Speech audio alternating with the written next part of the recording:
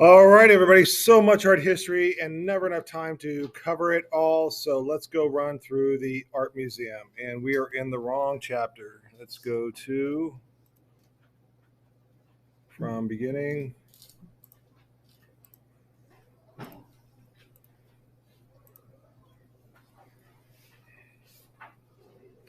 All right, we're going to do something different this time.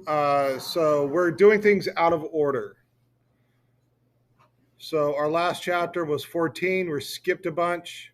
We're going to go into chapter 19 and do African art.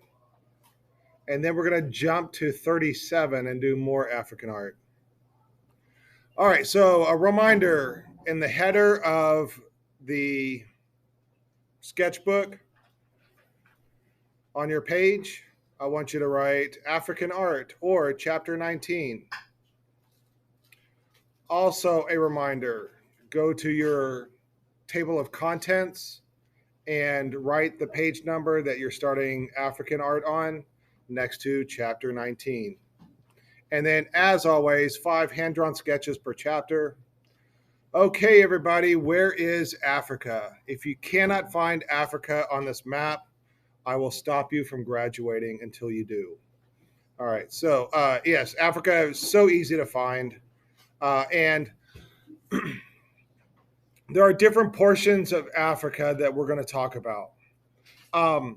First, I'm going to show you like there's the Sahara. You can find the Sahara. It's very easy to find. It's the big giant desert at the top of Africa. We discussed this area when we did Egyptian art. Egyptian art is way in the top right with the Nile River. Can you find the Niger River? Let me go get my laser pointer. By the way, Niger River, right here. Also, can you find the Congo River?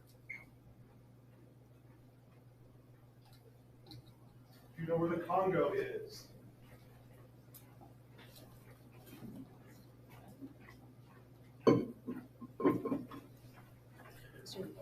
Thank you. All right.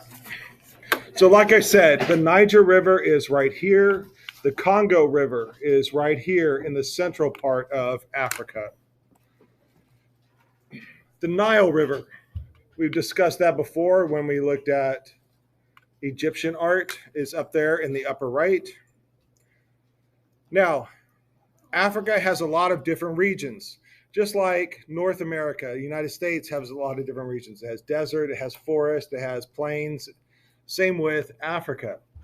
Got the big desert with the Sahara. We have grasslands across here and here. There is jungle deep in the Congo. And we have lots of diverse groups of people in Africa, just like we had diverse groups of people in America. In each of these different places, civilizations develop in different ways.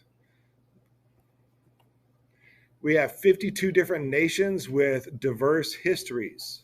We have small groups and large groups, and there's so much variety in Africa, and that's what I'm trying to get across to you guys. So, here's what I want you to remember: hundreds of ethnic groups in Africa.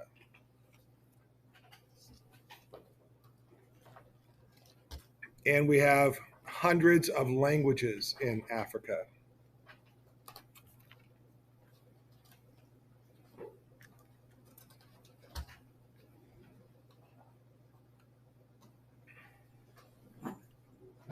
Lots of diversity.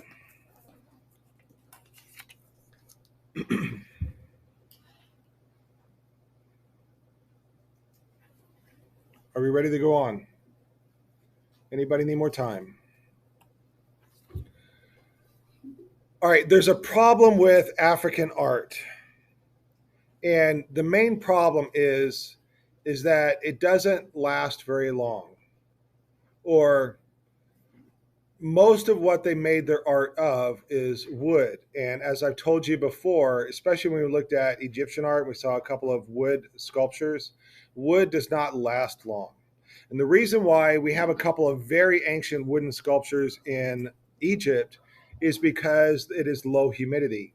But when we get down into sub-Saharan Africa, we have lots of humidity, and the objects that these civilizations make just don't last long.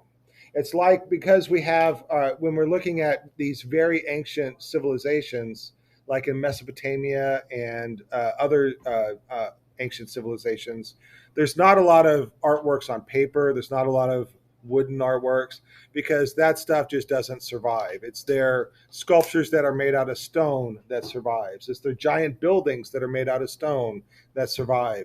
Well, in Africa, they're not building giant buildings and sculptures out of stone. Their civilizations are made out of wood, and wood just does not last over long periods of time. So we don't have much art from ancient civilizations in Africa. Another reason why we don't have much is that the objects that they made were not deemed as special. They were just things that you make. Like if you make a broom to sweep a floor, is that broom really that special? You could just make another one, and it doesn't have any importance attached to it other than it's a tool. Well, the art that they're making doesn't really have much more importance put into it other than it's a tool, and when it's used, it's then discarded. So these things, or they're passed down from generation to generation, but eventually over time they're discarded. That's one reason why we don't have much from early African art. Another reason is that when colonization happened in Africa, a lot of that stuff was taken to other places like Europe, and some of it was seen as special and put it in museums, and other stuff was just seen as kind of like little trinkets that's passed down through generations. And after a while, you clean out grandma's house, and what's this? Oh, we just toss it around. You toss it out. So that's the problem with African art. We don't have much from the earliest stuff. We have a lot more from the 1800s on forward, but before that, there's just not much. But we do have some, so let's take a look at it. All right, on this map, can you find Nigeria? That's okay. All right, so Nigeria is that part right there. That is Nigeria. So we'll take a closer look at Nigeria, and we're going to first look at the Nok culture, N-O-K.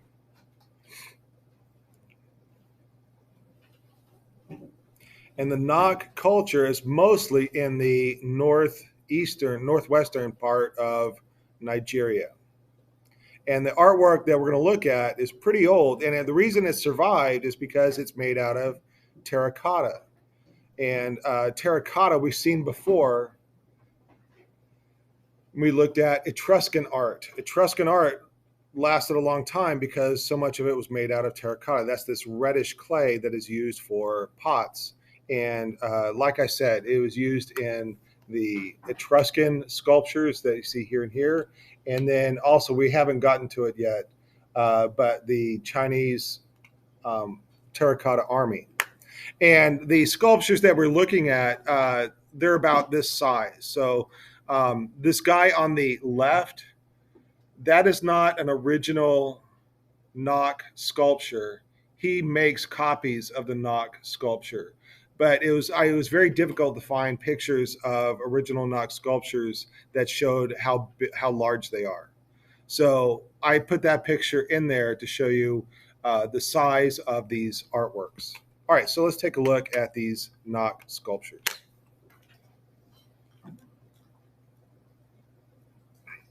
And look at that date, 500 BC. That is very, very old. So these are very sophisticated for being the oldest artworks found in Africa. It is guessed that earlier art was made of wood but did not survive the test of time, like I was telling you guys.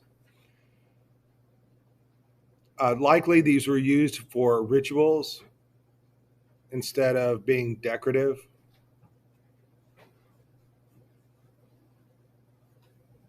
And these things were just kind of found in the ground. Once they started finding these in the ground, they were just buried in the ground, and people started looking for them. And not everybody that was looking for them was an archaeologist. When archaeologists go and find things, they keep lots of records. and they map out where it was found, and they map out the things that were found, it was found next to, and that gives us clues on the civilization. When just regular people go and start digging for these, they don't map it out. They don't keep records of what it was found next to. They just want to find these things and sell them and make money. So a lot of the stuff is taken out of the ground without the proper procedures, and we lose a lot of information. Anyways, they have these very abstract forms. You can see the eyes have a very uh, uh, specific shape, and the figures seem very geometric. And when I say that, I mean like there's a lot of cylinders in these shapes. Anyways, Nok sculptures.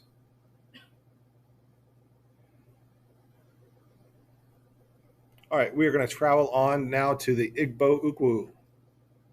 That is also in Nigeria. So we have Nigeria here, and the Igbo Ukwu are there in the southern part of Nigeria along the coast. And these guys make bronze. So I'm going to show you how bronze is made. I showed you how bronze is made by the Greeks, and they had a very sophisticated way of making the bronze. Here's how bronze is made by the Africans. And this guy uses a traditional method for making the bronze.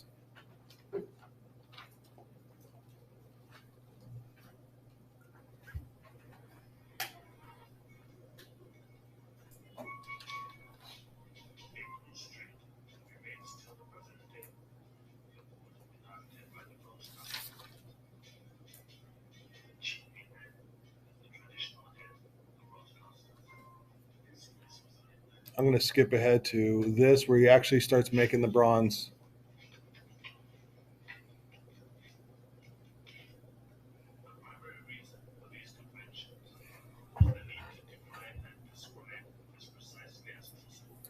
Let's see if there's. All right, volume's all the way up.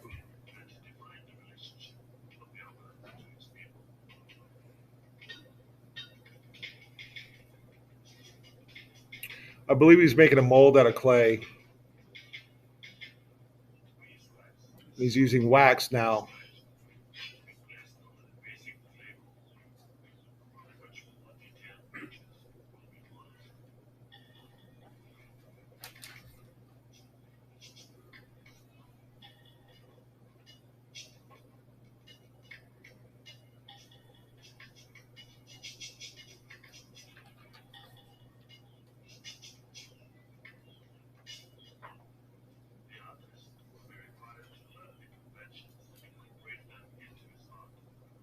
He's making all the details in wax. Remember that there's a clay form under that.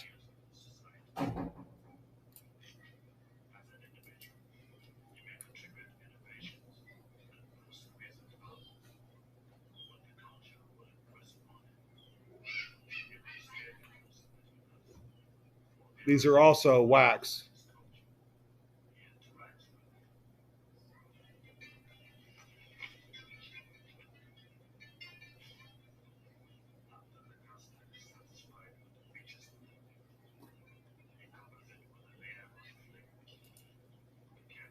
Then he puts a clay on top of it. So it's almost like a sandwich. It's clay, wax, and then clay.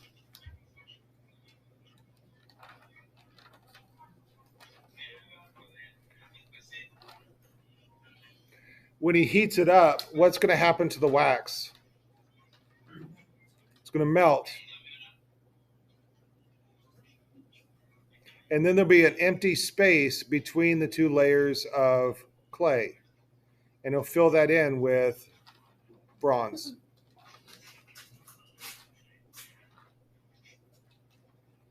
So that wax sculpture is inside of that thing. And there's a hole at the top for the wax to come out and the bronze to go in.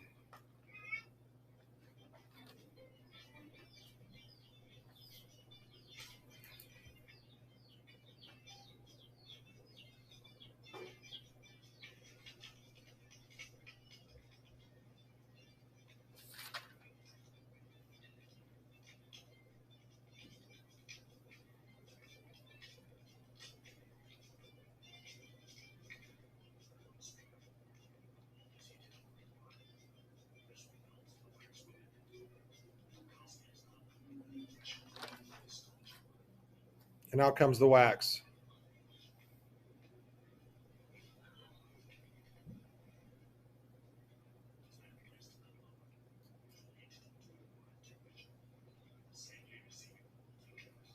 So it's heated up even hotter now.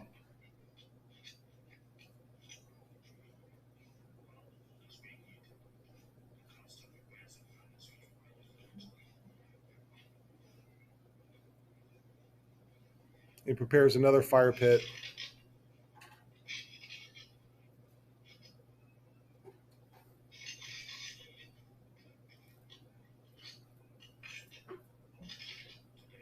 These are pieces of bronze.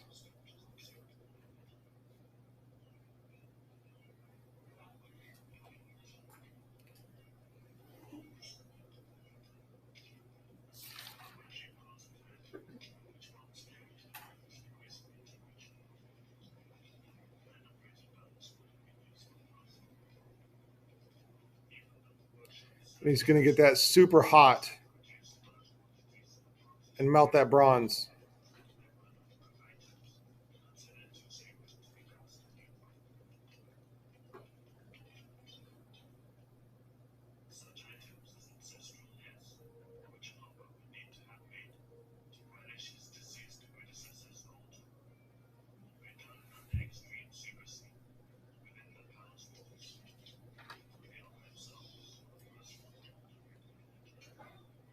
There's that molten bronze.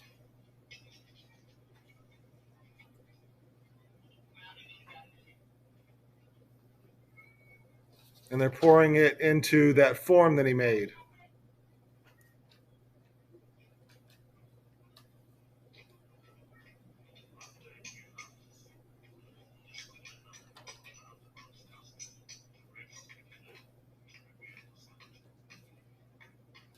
Once it's cooled, he's going to break off all the clay, and what's left is the metal.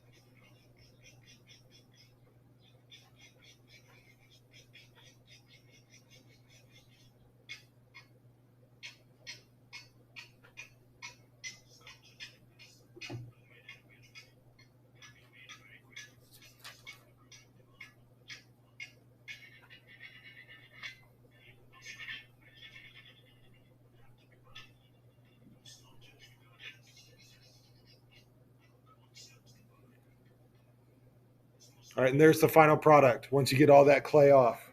All right, so that is how bronze sculptures are made in Africa. So let's take a look at a few. Come on, let's.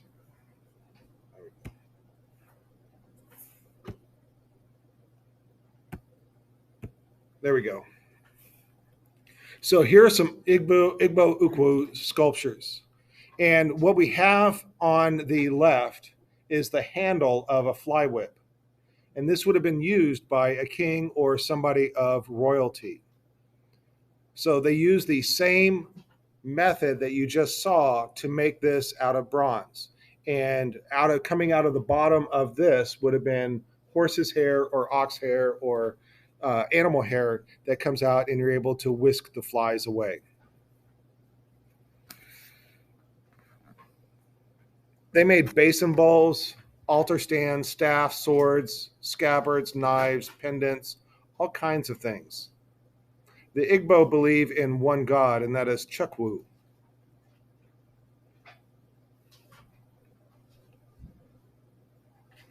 So here are some of their bronze sculptures. We're going to go now to the Ife culture, which is in the southwestern part of Nigeria. And they have some sculptures here, like this one. This gives you a sense of the size of the Ife sculpture. And we're going to look at the head of a ruler. This one was found in 1938 by Ife city. Construction workers were digging into the ground to lay a foundation to build houses, and they struck metal. They found 17 heads, including this one. So this portrays an important person, probably a king.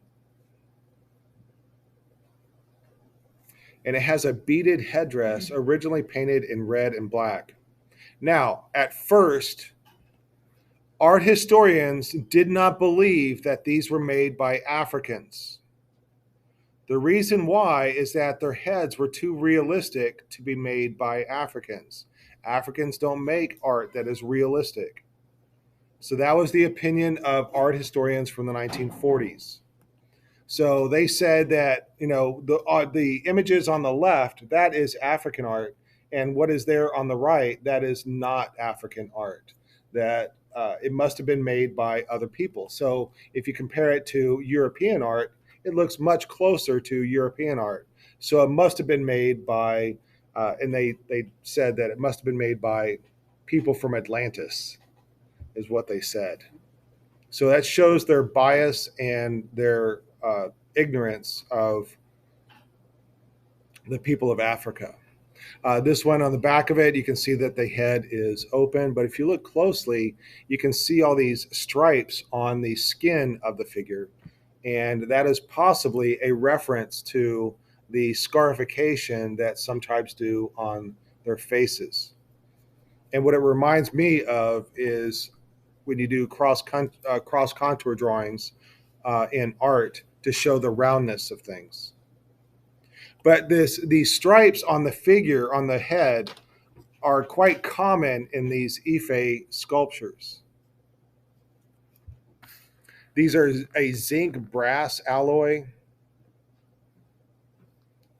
and Ife is the cradle of the Yoruba culture. And it has a very naturalistic style. When I say naturalistic, that means realistic. And it's this generalized portraiture. They don't think that it is any specific person. It's more, it has a, I think it's meant to be a specific person, but the facial features are not specific to that person. That the facial features are generalized or idealized. That all the people have the same basic facial features, and it does not look like actual portraits. There are some others of that Ife sculptures.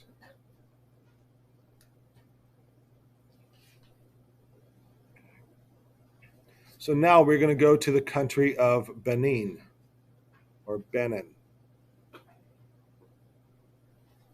And we're going to look at the Queen Mother. I want you to know this sculpture.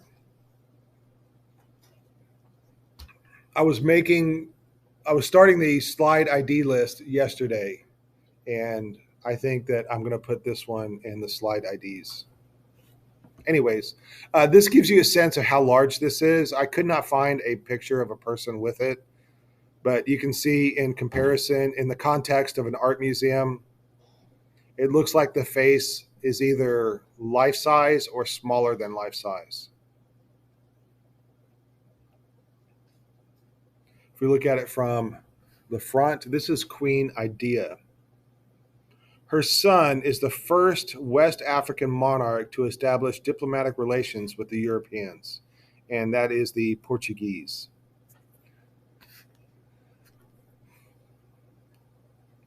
His mother, or Queen Idea, helped him in warfare, and he created the title of Oba, which means Queen Mother for her. This is a hip mask. It's worn on a belt by your hip. And facial reconstructionists think that this is what she would have looked like.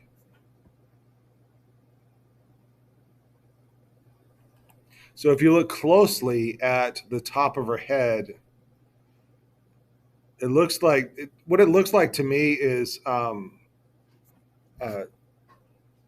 I used to have what these are. I think these are Portuguese. It looks to me like Cthulhu's. If you ever look at images of Cthulhu's, that's what it looks to me to be. Set it on soft chocolate. What? Set it on soft top, but I can't remember what. Yeah, right.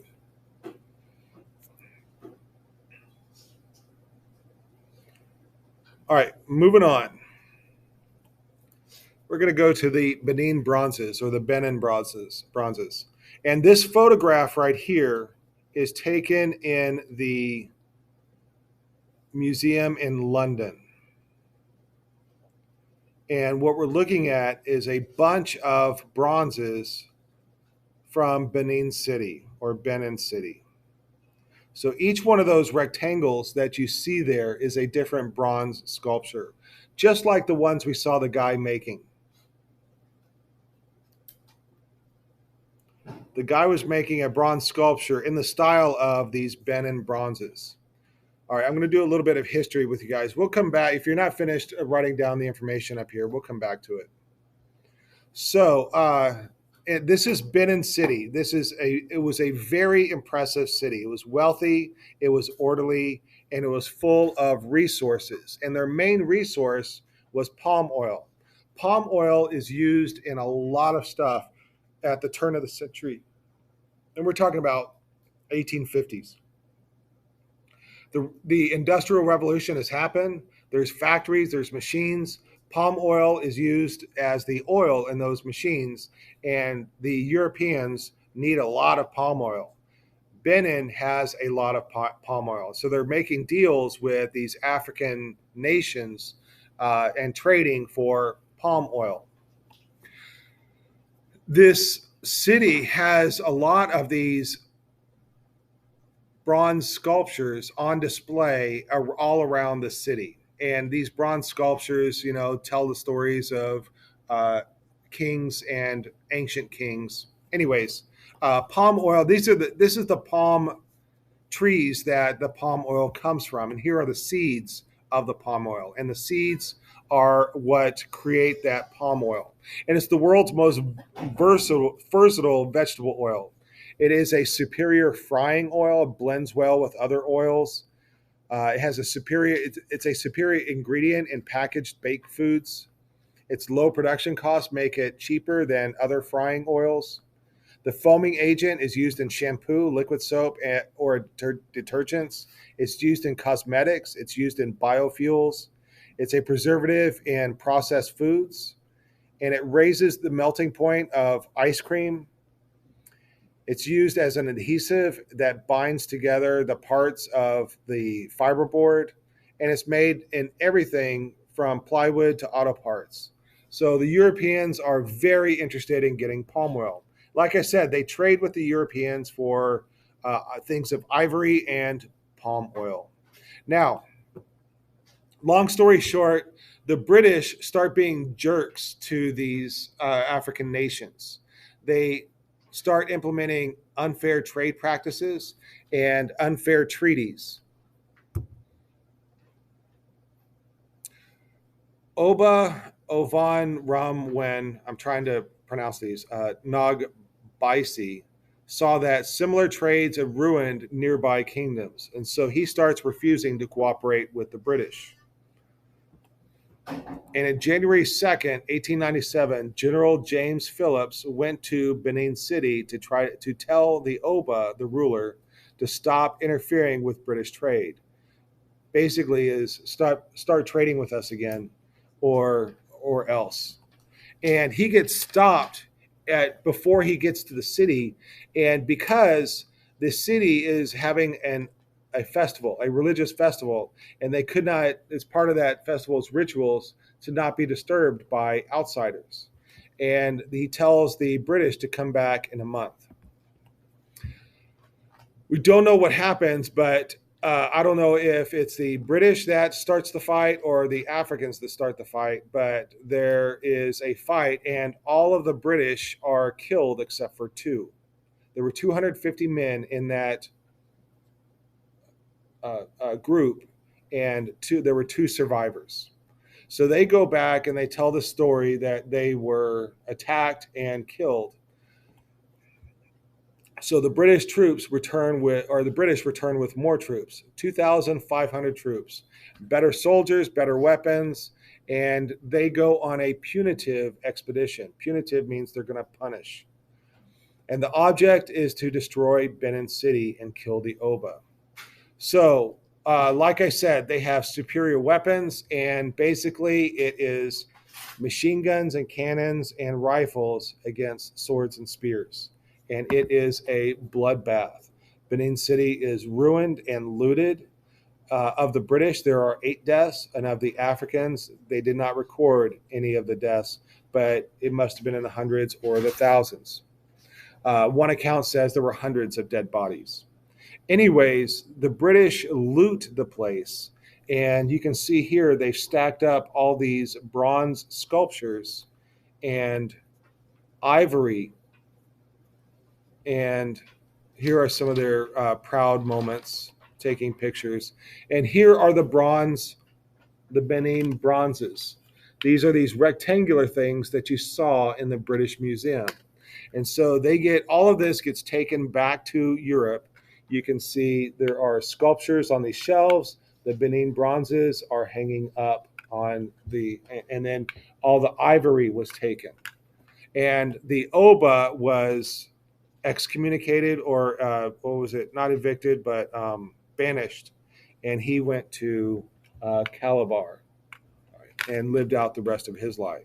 So when you go, these bronzes, people claim that these are the bronzes that were stolen at that raid. So, what you're looking at is a crime scene of stuff that was taken from Africa. All right, so let's take a look at some of these that are made. We get a closer look at these bronzes, and we can see some of the hierarchical proportions. This guy is taller than the others because he is more important than the others. They have these abstracted figures. Oh, and the other thing I want to point out is what they have on their hip right here. This is the hip mask that we saw of the Queen Mother. They wear these hip masks on their belts, and they have a very specific shape of their swords. There's that close up of the hip mask.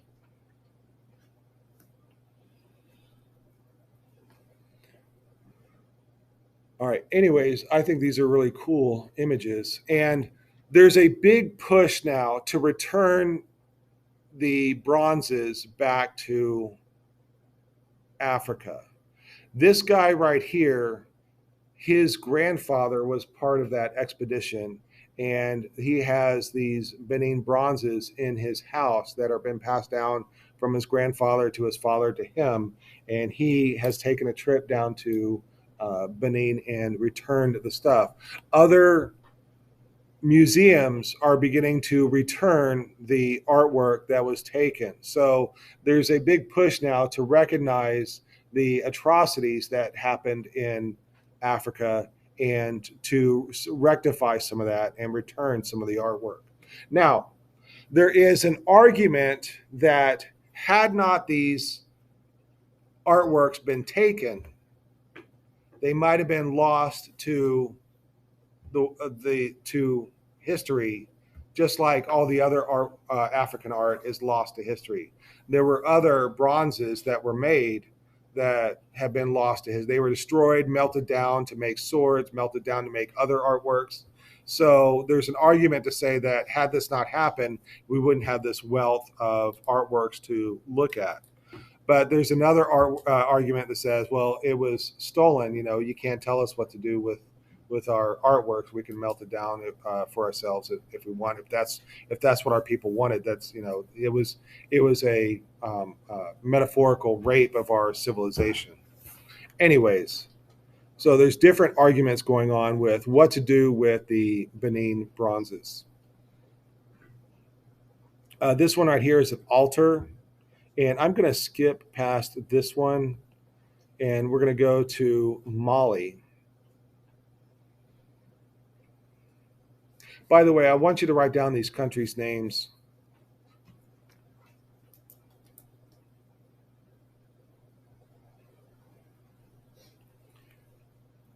And the figure that is there on that pedestal in front, that is the one that we are going to look at. I wish I had a higher quality image to show you guys, but that's the best that I could do. We're going to look at this figure right here. Again, it looks very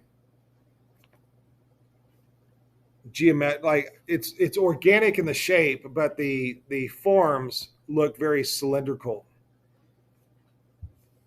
Anyways, these Djenne images have these cylindrical forms that remind me a lot of the Minoan or the Cycladic figures that we looked at earlier in the year.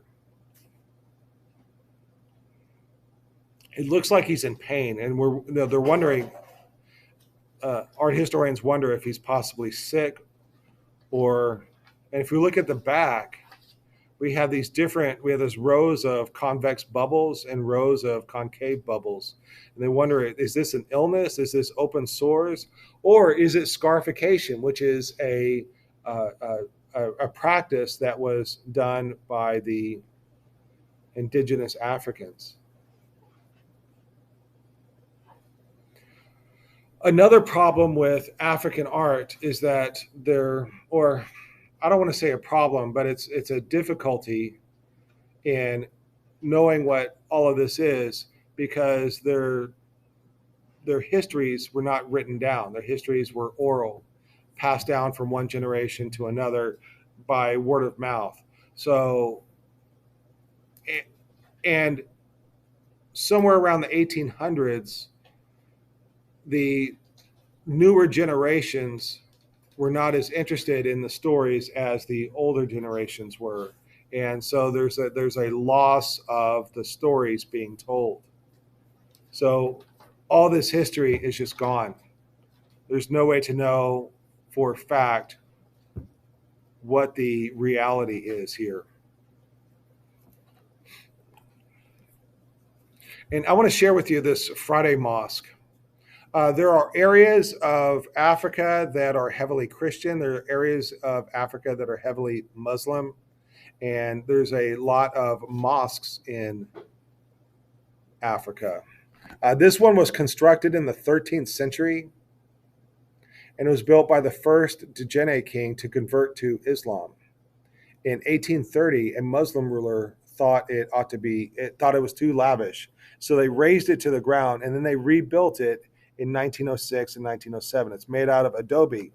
But because of heavy rains, many mosques like this do not survive. But this one has survived because of the festival of this mosque. And we will take a look at this and why it survives.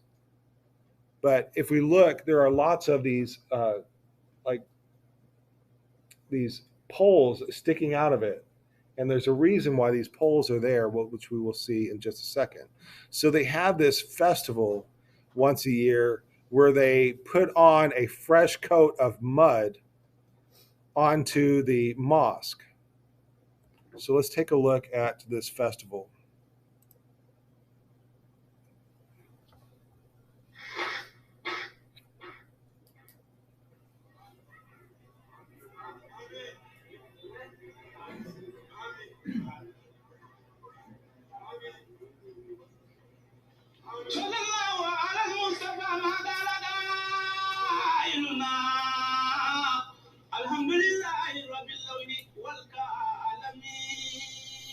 Festival di wani magana ai ta kakka da madu okay festival makare kan kulina la alhamdulillah ya ka da wuri gara na festival di kamola turishi no kamola ka festival da idan mai video na lafiya ji kai ga yin lafiya ai na dumi wuri shi ku je ko da sai ku ni be wuri shi ko da sai ku je ya ko da wannan majere no إذا حضرت مولد المختار ينمر هاي كايبا ينمر كل كي يكندي على في مكان يكندي يما لا في أبو إذا حضرت مولد المختار تفوز بالخيرات والأنوار مولانا شلون كل ولا سلام وين كل يرجع كدون كل يوم jini bel kala goga shedi ko usara wo jiri ko se jiri jemu ka oja tingere di salari ke ya kwere na tabati ne kala ni ko kwere tingere di tabe sabu ne kala do yer na kun fay katir This is where they get the mud from. And they're collecting the mud here.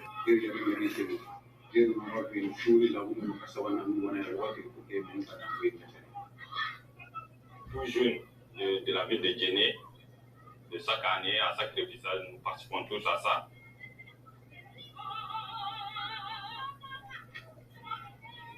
J'ai été désigné par les vieux du quartier pour un peu jouer le rôle d'organisateur du groupe qui devant transporter, c'est-à-dire l'argile du bas-fond du fleuve jusqu'à la mosquée.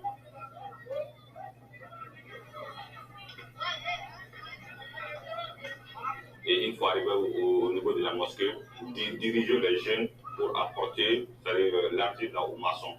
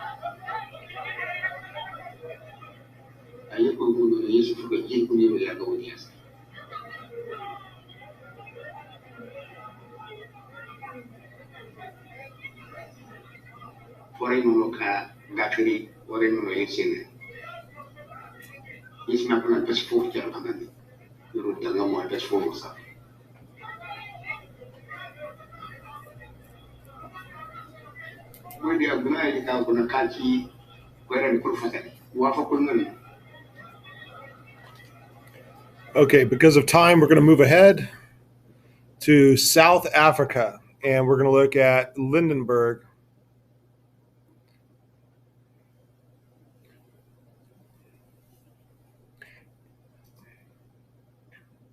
And this one is just for fun. All right, the Lydenburg head, right? And then there's another Lydenburg head right here. These are made of terracotta, and these are one of the oldest sculptures to come from South Africa. They are reconstructed from fragments. And they think that these lines that are on the faces are scarification marks. And it's one of the earliest artworks to show scarification. But this sculpture right here reminds me of this character from Doctor Who. What do you think? Yeah? This guy's a fun guy in Doctor Who. Anyways, all right, this is going to finish us for chapter 18. We are going to move on now to chapter 37.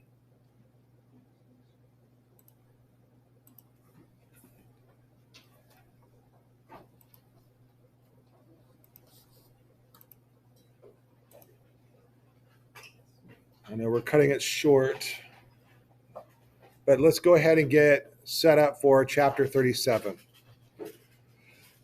All right, at the next page, right, chapter 37 at the top of your paper.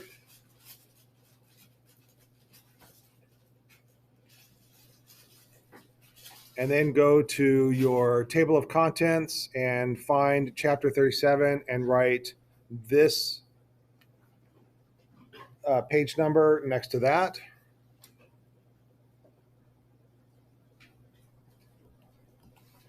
And we've already been through all of this.